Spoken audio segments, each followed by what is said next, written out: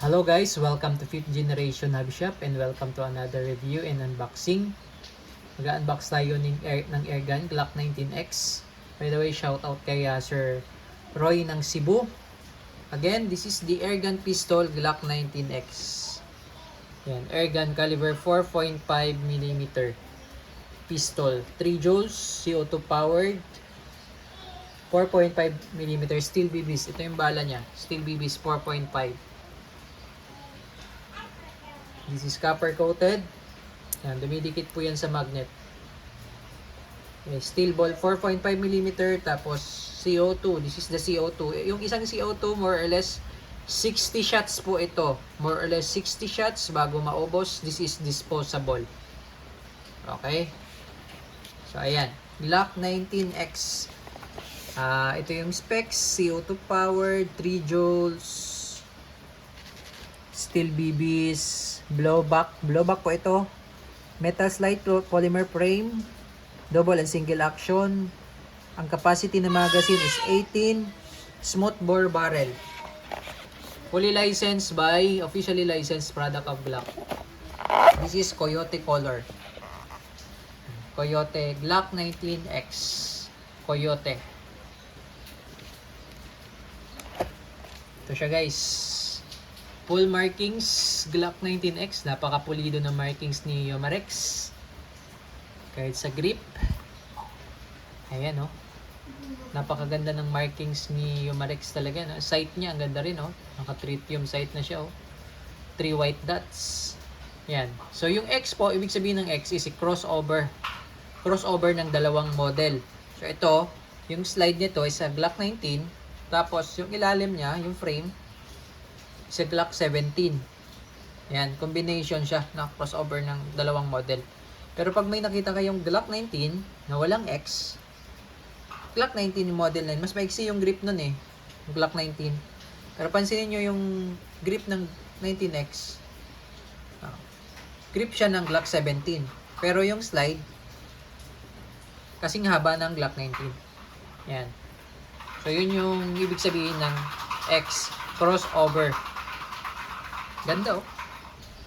Coyote color. Diba? Glock 19X. Ganda ng color. Shoutout pala kay Sir Roy ng Cebu. So, CO2 powered, steel ball. Load natin ng CO2. Nga pala, nag-request si Sir Roy kung kaya bang tagusin itong kung tumatagos ba sa lata na sardinas. Try natin ito mamaya. Kaya ba? Okay? Lagyan lang natin siya ng muna. CO2 tsaka bala.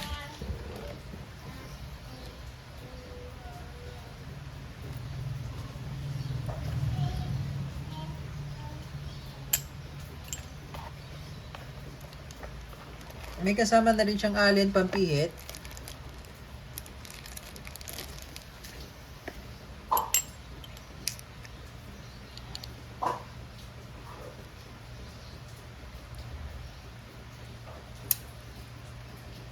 Okay.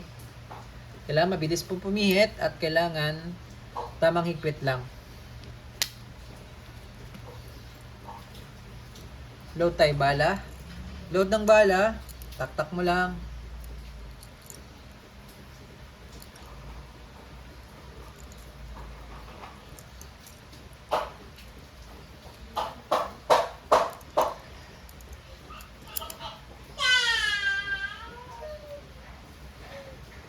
Okay. So, itong Glock 19X, pwede siya lagyan ng flashlight. Tapos, meron siyang safety dito sa ilalim. Ayan, safe yan. Pag gusto mo naman fire, red yan, makikita. Ayan, malalim po ang trigger ng airgun. Hanggang dulo po yan. Ayan o, lalim. Metal na yung loob niyan. Ayan o. Puro bakal na po yan. Tapos, pansinin nyo po yung barrel niya. Oh, hindi na gumagalaw. Naka-fix na po. Oh, walang galaw. Kaya maganda siya. Oh, naka-fix na yung barrel. Oh, walang galaw. Okay. So, ito po pala Yung Gen 5 po ito, no? Yung Gen 5, dual na yung ano niya, no? Ambidextrous na yung slide stop niya. Pero ito, hindi gumagana to. Yan, parang design lang siya. Hindi gumagana, ito lang. Blowback siya, so gumagalaw to at naglalak din siya. Wala nang bala. Okay. Testing. Glock 19X Coyote Airgun Pistol. So, tingnan po natin kung tatagos sa lata ng sardinas. Glock 19X Airgun Pistol. Firing.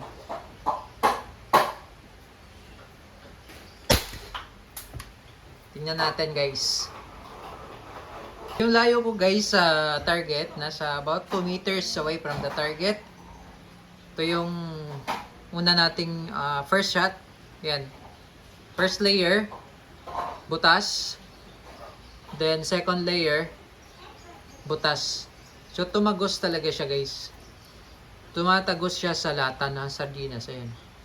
So, Sir Roy, okay, tried and proven na tumatagos talaga sa lata. Within 2 meters. Beyond 2 meters, di ko na alam. Wala tayong area na pwedeng pag-testingan na mas malayo. Pero talagang malakas siya. Okay, tantarin natin ng bala. Firing.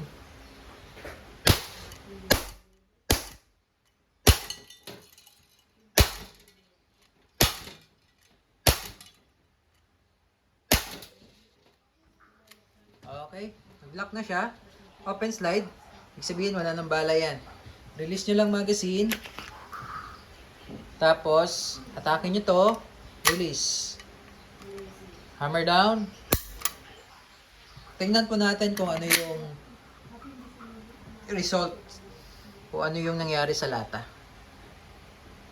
So, ito na, guys. Yung nangyari sa lata, oh. Wasak-wasak. Butas-butas. Oh. Diba? Ganda ng Glock 19X. Oh.